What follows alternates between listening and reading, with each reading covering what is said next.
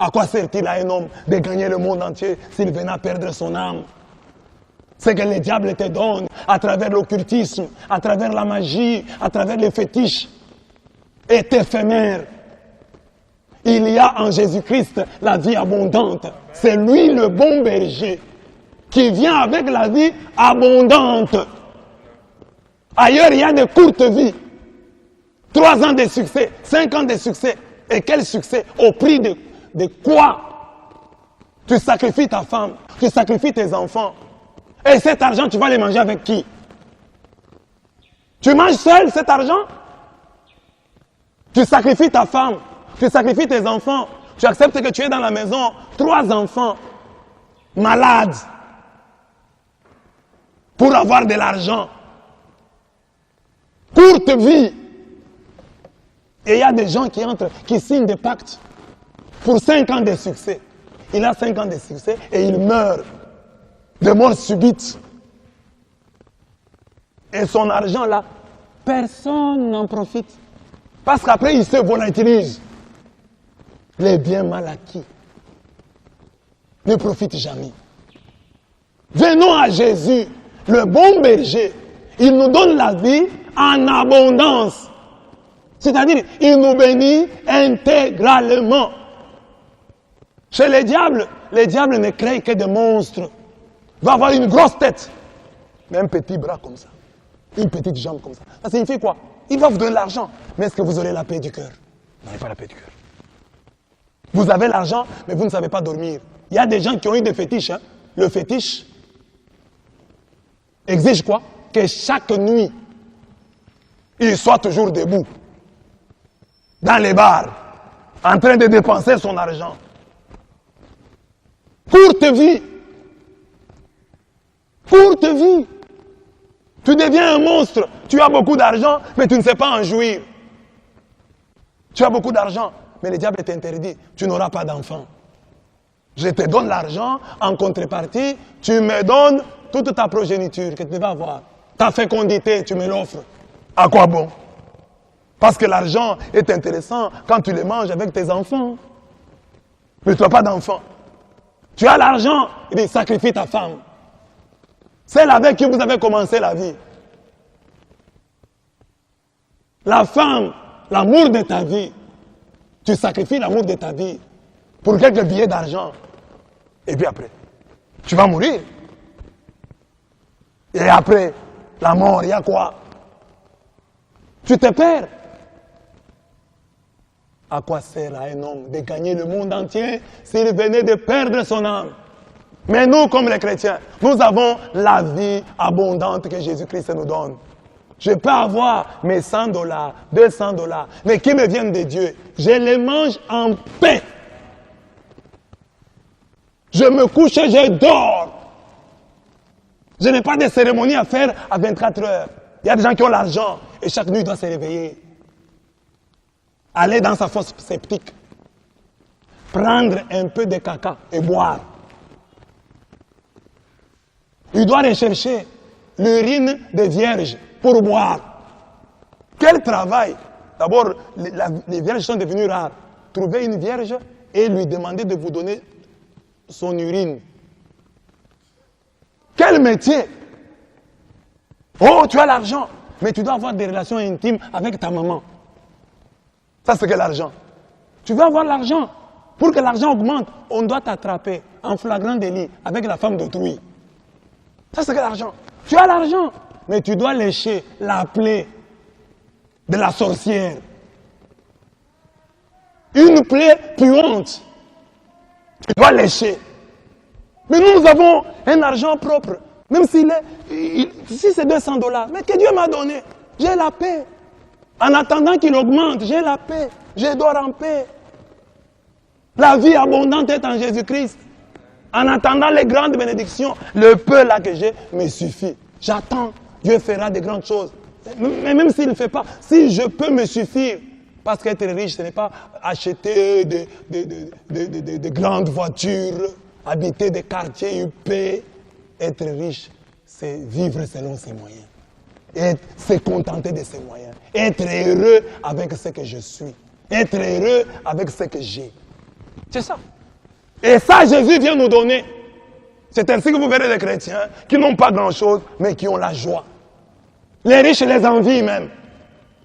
Les riches les envient. Vous voyez, en plein jour, ils sont heureux, ils rient. Mais quand ils rentrent la nuit, vous savez ce qu'ils endurent. Soyons heureux d'avoir cette vie que Jésus nous donne. Le peu qui nous vient de Dieu, qui nous donne le bonheur. Nous dormons comme des bébés. Nous dormons en paix. C'est vrai, nous ne devons pas manquer. Mais ce que nous avons, si cela vient de Dieu, gloire au Seigneur. Le reste viendra après. Mais pour le moment, contentons-nous de ce que Dieu nous a donné. Et Jésus-Christ, qui vient avec la vie abondante, nous donne cela. Parce que quand Jésus entre dans la vie d'un homme, il lui donne la paix de Dieu qui surpasse toute intelligence. Il lui donne la sainteté, il donne le Saint-Esprit, l'Esprit de gloire. Tout cela fait que l'homme, même avec le peu de moyens qu'il a, il est heureux. C'est la bénédiction de l'Éternel qui enrichit. Vous voyez, vous allez avoir de l'argent, vous gagnez 50 000 $. Mais dès que vous gagnez 50 000 $, 2 mois après, on vous diagnostique un cancer. Mais vous commencez à tout dépenser. Vous devez aller en Inde après le confinement. Vous allez en Inde, dépenser tout. Mais toi, tu as 2 000 $. Dieu te garde. Tu ne tombes pas malade. Ta femme ne tombe pas malade. Tes enfants tombent malades. Tu n'as pas 50 000, hein, mais avec les 2 000, tu es bien.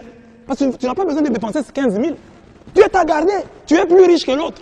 Tu vas commencer à l'envier. Lui a 50 000. Mais il a 50 000 avec le cancer. Il a 50 000 avec telle maladie. Il a 50 000 avec telle complication. Mais toi, tu n'as pas ça. Loue le Seigneur pour ce que tu as. Bénis-le.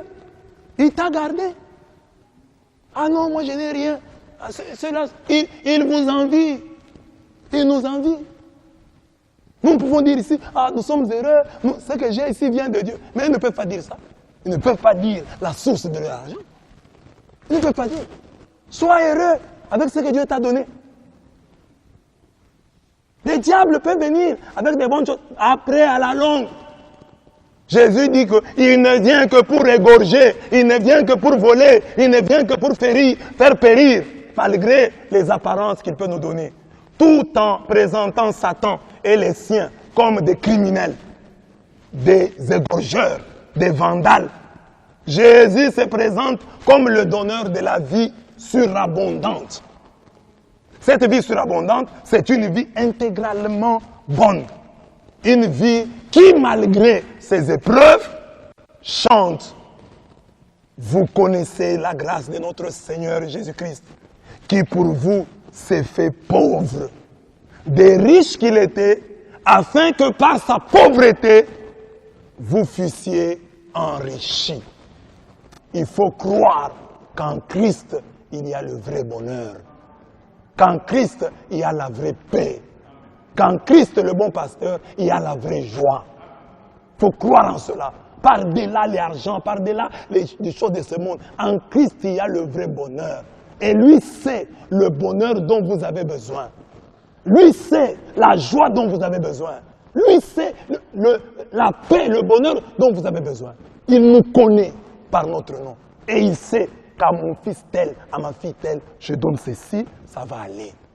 Et le bonheur de Dieu, c'est celui-là qui va t'amener au ciel. Comme nous avons chanté aujourd'hui le psaume. Le psaume du jour dit cela. Le Seigneur est mon berger, je ne manquerai de rien. Sur des prés d'herbes fraîches, il me fait reposer. Il me mène vers les eaux tranquilles. Il me fait revivre. Il me conduit par le juste chemin pour l'honneur de son nom. Pas parce que moi je suis saint, mais pour l'honneur de son nom. Si je traverse les ravins de la mort, je ne crains aucun mal. Donc je peux traverser une situation difficile. Je n'ai pas l'argent aujourd'hui, je traverse. Je ne suis pas marié aujourd'hui, je traverse cette situation. Je vais la traverser. Je ne vais pas rester ici. Je traverse les ravins de la mort, je ne crains aucun mal, car tu es avec moi. Ton bâton me guide et me rassure. Il y a le bâton et la houlette. Tu prépares la table pour moi devant mes ennemis. Tes ennemis vont voir comment Dieu va te venger. Tu répands le parfum sur ma tête. Ma coupe est débordante. Voilà la vie abondante. Une coupe débordante. La grâce et le bonheur m'accompagneront tous les jours de ma vie. Donc le chrétien, lui, marche et la grâce l'accompagne. Et Jésus dit, voici les signes qui accompagneront ceux qui auront cru. Donc le chrétien marche, il ne cherche pas les miracles, il ne cherche pas la grâce et le bonheur. Il marche avec Jésus et la grâce et le bonheur l'accompagnent. Tous les jours de ma vie. Alors maintenant, regardez la vie abondante que Jésus nous apporte. Donc, la grâce et le bonheur t'accompagnent tous les jours de ta vie. Ça ne s'arrête pas là.